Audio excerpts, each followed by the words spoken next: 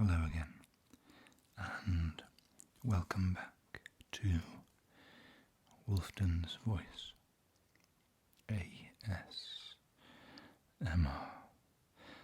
Today I am going to be reading another passage from this lovely book. Today's passage is going to be regarding Thor's journey to the land of the giants.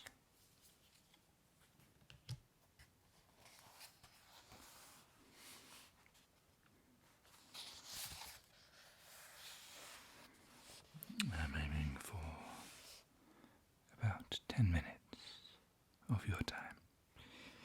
Hopefully that will be enough to relax as I read to you. Thialfi and his sister Roxva lived with their father, Eagle, and their mother on a farm at the edge of the wild country. Beyond their farm were monsters and giants and wolves, and many times Thialfi walked into trouble and had to outrun it. He could run faster than anyone or anything. Living at the edge of the wild country meant that Thialfi and Roxva were used to miracles and strange things happening in their world. Nothing as strange, however, as the day that two visitors from Asgard, Loki and Thor, arrived at their farm in a chariot pulled by two huge goats, whom Thor called Snarler and Grinder. The gods expected lodging for the night and food. The gods were huge and powerful. "We have no food for the likes of you," said Roxva apologetically. "We have vegetables, but it's been a hard winter, and we don't have any chickens left." Thor grunted. Then he took his knife and killed both his goats. He skinned their corpses and put the goats in the huge stew pot that hung above the fire, while Roxva and her mother cut up their winter stores of vegetables and dropped them into the stew pot. Loki took Thialfi aside. The boy was intimidated by Loki, his green eyes, his scarred lips, his smile. Loki said, "You know, the marrow of the bones of those goats is the finest thing a young man can eat. Such a shame that Thor always keeps it all for himself. If you want to grow to be as strong as Thor, you should eat the goat bone marrow." When the food was ready, Thor took a whole goat as his portion, leaving the meat of the other goat for the other 5 people. He put the goat skins down on the ground, and as he ate, he threw the bones onto his goat skin. "Put your bones on the other goat skin," he told them, "and don't break or chew any of the bones, just eat the meat. You think you can eat fast? You should have seen Loki devour his food. One moment it was in front of him, and the next it was gone, and he was wiping his lips with the back of his hand. The rest of them ate more slowly." But Thialfi could not forget what Loki had said to him, and when Thor left the table for a call of nature, Thialfi took his knife and split one of the goat's leg bones and ate some of the marrow from it. He put the broken bone down on the goat skin and covered it with undamaged bones, so nobody would know. They all slept in the great hall that night,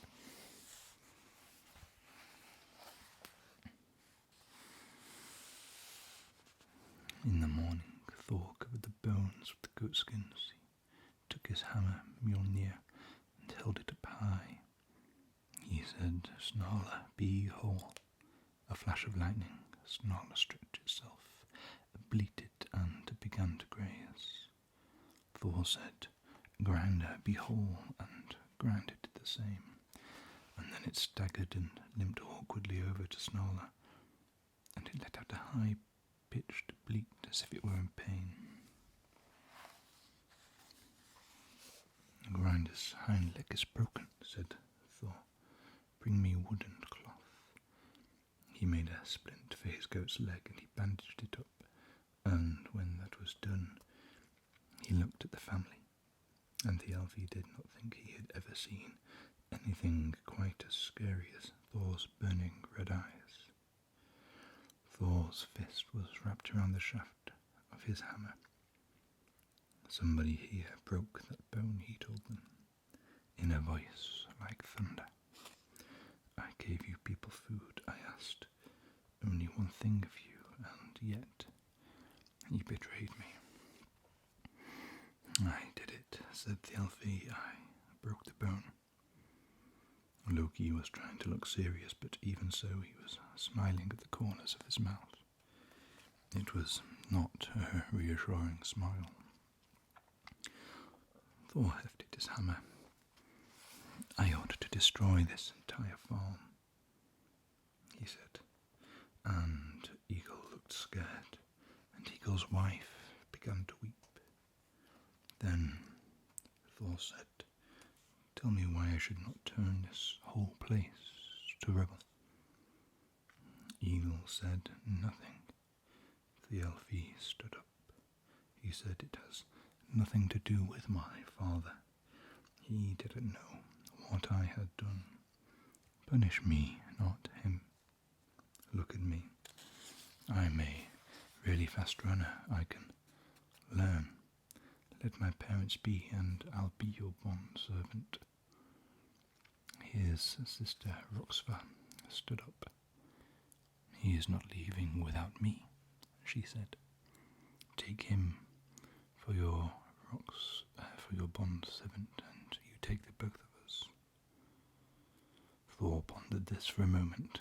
Then, "Very well. For now, Roskva, you will stay here and tend Snarler and Grinder while Grinder's leg heals. When I return, I will collect all three of you." He turned to the Elfie. "And you can come with me and Loki. We are going to Utgard." The world beyond the farm was wilderness, and Thor and Loki and the Elfie travelled east towards Jotunheim, home of the giants, and towards the sea.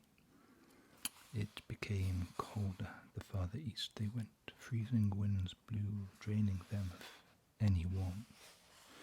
Shortly before sunset, when there was still enough light to see, they looked for a place to shelter for the night.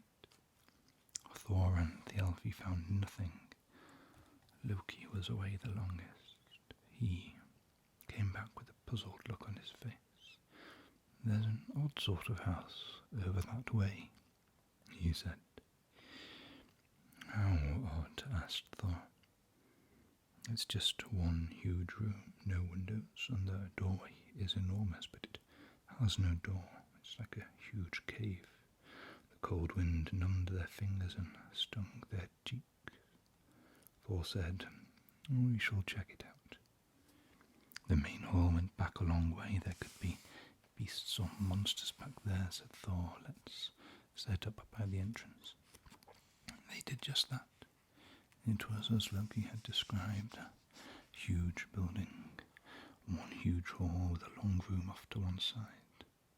They made a fire by the entrance and slept there for an hour or so, until they were woken by a noise. "What's that?" said the Elfie. "An earthquake," said Thor. The ground was trembling. Something roared. It might have been a volcano or an avalanche of great rocks, or 100 furious bears. I don't think so, said Loki.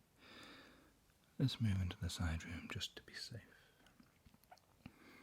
Loki and the Alfie slipped in the side room, and the tumbling, roaring noise continued until daybreak.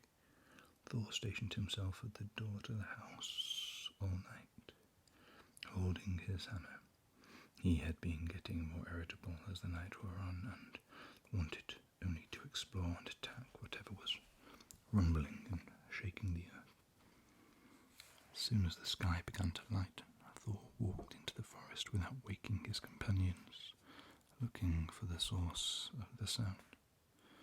There were, he realized as he got closer, different sounds which occurred in sequence. First a rumbling roar, followed by a humming, and then a softer sort of whistling noise, piercing enough to make Thor's head ache and his teeth hurt each time he heard it. Thor reached the top of a hill and looked at the world beneath him. Stretched out in the valley below was the biggest person Thor had ever seen. His hair and beard were blacker than charcoal. His skin was as white as a snowfield. The giant's eyes were closed, and he was regularly snoring. That was the rumble, hum, and whistle that Thor had been listening to. Every time the giant snored, the ground shook. That was the shaking they had felt in the night.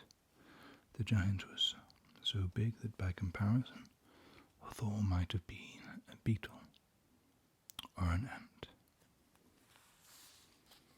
And that is where we shall leave the story of Thor's journey to the land of the giants. I hope you enjoyed this reading, and hopefully I will see you again another time on Wolfton's Voice ASMR.